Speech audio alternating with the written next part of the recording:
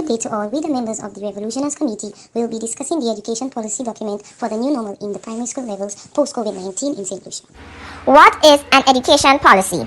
According to RAND Corporation, education policy includes laws as well as processes and policies that educational organizations, local districts, states, and nations put in place and follow to achieve academic goals. In light of this education policy, there are 4 main goals that we are considering, that is rebuilding the education system, improving technological skills, providing internet access and devices to lower income households, and encouraging students to work independently. Our objectives of this plan is to encourage the government to mitigate distance learning by implementing hybrid learning and also getting assistance from the government to provide resources to reduce the spread of COVID-19, to provide teachers, students, and parents with quarterly training for them to be more tech savvy to adapt to the new hybrid learning environment, to communicate with the service providers to assist in providing Wi-Fi access and tablets to lower-income families, to empower students to be self-directed learners. March 2020, the Ministry of Education came to a decision to shut down schools as the COVID cases were rising excessively. St. Lucia faced a hard time as this country is third world. The government decided to implement online learning as a result of the high cases. Students deserve an education, as the closure of schools for a long period of time would have affected their learning capabilities. After taking the virtual approach, students were not comfortable as they needed more guidance in their studies, and also having implemented virtual classes, some students were not fortunate enough to have devices or even internet access. Although it was more flexible and convenient, many students were at a great disadvantage. As a result, the members of Revolutioners Committee intend to close the gap by using reflexive practices, which is very concise and imperative, so primary school students and teachers can adapt to the new normal post-COVID-19. This policy will enable the appropriate construction steps to be laid in order to guarantee adaptation and preparedness within the primary school curriculum, particularly the grade 6s. The level we will be addressing is primary. At primary level education, our children are building blocks of literacy and numeracy, the foundation they need to become an essential human resource of St. Lucia. Therefore, we will be addressing the issues faced at this academic level post-COVID. Aisha will address the stakeholders' involvement. The stakeholders who are involved are government, parents, principals, and teachers. The St. Lucia government played the most substantial role in guaranteeing continuity of learning during this pandemic. I will elaborate. They established online platforms for student learning, surveyed lower-income homes, partnered with service providers to ensure Wi-Fi access, funded and outsourced money to facilitate operations. They also revised the curriculum to accommodate the expansion of online learning. Parents, teachers are ensuring students are coping with the transition from face-to-face learning while concentrating on monitoring students as their attention span may be challenged, implementing student-centered lessons as this would aid them in first-hand self-directed learning. To ensure the homework assigned by teachers is finished within a specified time, parents are getting more involved in their children's education and are practicing time management, ensuring all devices provided by the government are handled and maintained properly while in use. I will now move on to access to educational opportunities. Despite the pandemic we are experiencing, our country was able to adapt rapidly, and we are now able to take advantage of these resources as opportunities. With access to gadgets and the ability to explore the internet for additional knowledge, students who were once restricted to information provided by their teachers can now take charge of their learning. In the adaptation to online learning, teachers can harness different teaching styles on a spectrum that moves from a teacher-centered approach to a student-centered one. The Ministry of Education now has a chance to develop hybrid teaching to maximize learning possibilities and be prepared for the unseen future. Financial and economic relevance. The viability of any plan is dependent on its financial stability in order to create sustainability and growth. The government of St. Lucia will therefore need to invest in the development of its stakeholders, that is, teachers, children, and parents, as well as its infrastructure, to ensure that the human element of the country is equipped for its survival, to combat these post-COVID-19 issues and be ready for the new era. Although funding is scarce in these hard economic times, this investment is in fact relevant, and assistance can be achieved via funding agents such as through the Caribbean Development Bank funding initiatives for primary education. Through critical analysis, the economic relevance and benefits of the plan will also prove to be viable, as the benefits will outweigh its financial inputs. This is due to the fact that the ripple effect will be experienced throughout the entire society, as there will be an improvement in the awareness and skill sets such as physical, social, cognitive, cultural, and emotional abilities. This will then see the fusion of new opportunities and the reduction of poverty and its ailments. To ensure education efficiency to online learning and the adaptation to the new normal, the Ministry of Education can undertake a variety of training programs, workshops, and seminars quarterly to properly equip principals and teachers for the education of the future. The government should offer tutorials to parents/teachers who are not tech savvy on how to use internet platforms so they can aid their children, or students. Curriculum context and delivery. COVID-19 has changed the entire sphere for the delivery of quality primary education and exposed the gaps in the current model, that is, the ability to activate during the pandemic's most active periods. The execution of this plan will certainly make a difference in the lives of all stakeholders, and by extension, St. Lucia. The plan is therefore very much relevant in order to produce comprehensive educational practices post-COVID-19, as technological-based learning is not the new mode of operation. Therefore, it is important that the educational practices are reviewed to ensure that the curriculum fits current trends and that the most appropriate learning aids and equipment are available to facilitate the process. The role of Donald's Cone reflective practice in the development of education policy. According to Open University, before considering the nature of reflection and the theoretical ideas that underpin it, it is worth considering why reflective practice is considered so important both within initial teacher's education and within career-long learning education. The whole idea of reflective practice is to understand one's thinking and learning strategies. Scone defined reflective practice as a practice by which professionals become aware of their implicit knowledge based and learn from their experience. He talks about reflection in action and reflection on action. Scone's model of reflective practice was critical in the development of the Revolutionaries' Plan, in that it provides two tenets that trigger the reflection as something happens and after something happens. In accordance with Scone's model of reflection, the points that are connected to reflection in action and reflection on action are as follows. Reflection in action, which is reflecting as something happens. In this case, you can consider the situation, decide how to act, and act immediately.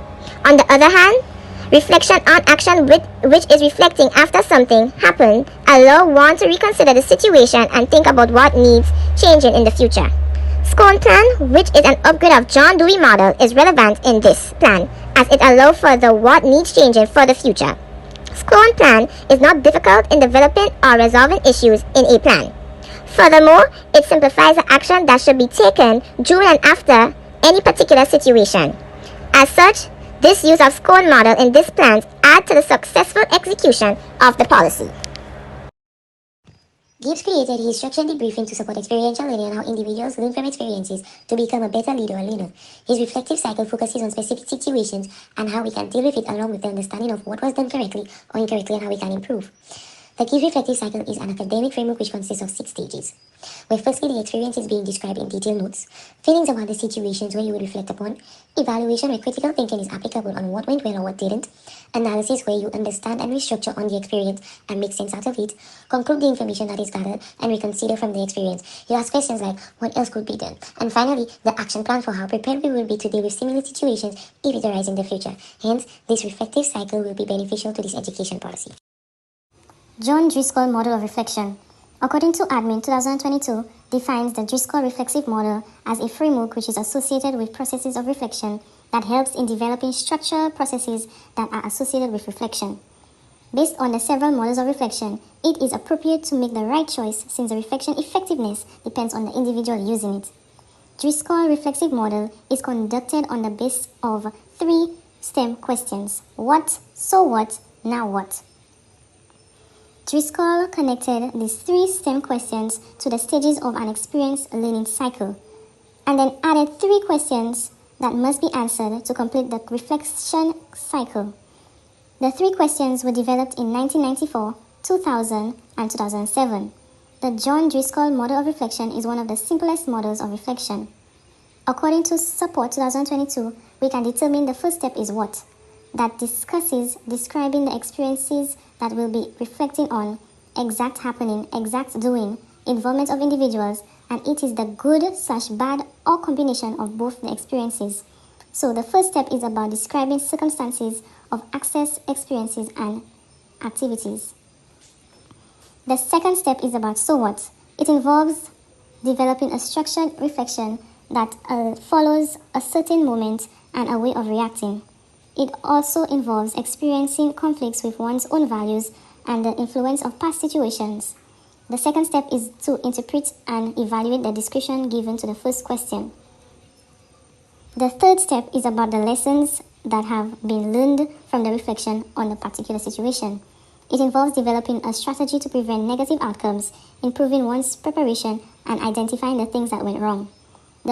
This model aims to be applied in the education field as well. The emphasis on the reflection has been emphasized to help students develop their skills. This theory of reflection is often aimed to be a teacher since this helps in transferring all kinds of knowledge to others. John Driscoll's model of reflection for students also helps all kinds of teachers and is effective to justify the importance in the field of academics. Reflexive practice is creating an engagement based on their work. The reflexive models for students are used across diverse disciplines which are required in a case of individual help as well as development for the completion of tasks. This model is effective in accumulating the learning process and supplementing all kinds of self-experience. Reflective practice benefits all. Some potential benefits include improving learning and development in students by encouraging them to think back on their experiences and draw lessons from them. Their knowledge of themselves, their abilities and shortcomings, and their style of learning may deepen as a result. Better problem-solving abilities can be attained by reflecting on past experiences and identifying areas for development. Students can employ their own new knowledge to better prepare themselves for future decisions. Reflective practice can help students become conscious of their own feelings, ideas, and behaviors. They can have a clear understanding of their goals and aspirations as a result, boosting their self-awareness and self-direction. The ability to listen and respond to others more effectively is one way that reflective practice can help students improve their communication skills. Students can make better decisions in the future by reflecting on their achievements to capitalize on them. In addition, they can use prior experiences to guide their decisions while avoiding the same mistakes. By engaging in reflective practice, teachers develop a better understanding of their students. This is because they gain insightful information about their students, thus implementing ways to improve their learning and identifying areas for personal growth and development. Some implications of reflective practice includes the reflective cycle has an oversimplified framework which may not be able to capture complex concerns, resulting in an incomplete reflection. This practice does not provide guidance on how to self-reflect and formulate questions. For some students who are introduced to reflective practice, it will be a challenge for them. The reflective cycle emphasizes individual reflection. However, it may not be suitable for an organization or group. There is limited scope in certain contexts for using this practice. In spite of these reflective models being widely utilized in education, there is a scant empirical evidence to support its efficacy in encouraging this activity. The activity carried out in response to an event are highly valued. While action is certainly important, it cannot be the primary or most crucial element of learning from a situation. Students' experience and their understanding of the circumstances are highly valued in the model. This may not be as effective in circumstances where a more objective perspective is required, even though it may appear to be useful in some situations. 3 reflective theorists were used to evaluate our reflective plan. These included Gibbs, Driscoll, Schoon. Driscoll model guided the team with identifying issues before the pilot project and thus allowing us to discuss these and their possible resolutions. However, it was not very useful after the implementation of the project. The reflective theorist Donald Schoon, reflection in action, reflection on action, proved useful after the implementation of the project to ensure its continuation and viability. Amid COVID, our stakeholders were able to use these steps to evaluate their performance periodically. Gibbs' model was also effective amidst our teachers when they were training as well as administering lessons to primary learners. However, in terms of creating our recovery plan, few steps in Gibbs' framework was instrumental when concluding major decisions. In conclusion, the reflective techniques that have been discussed with you today in this presentation have been demonstrated to be crucial to the primary school level's adaptability to future learning styles as well as the process of continuous learning. Without the data analysis gathered from teachers,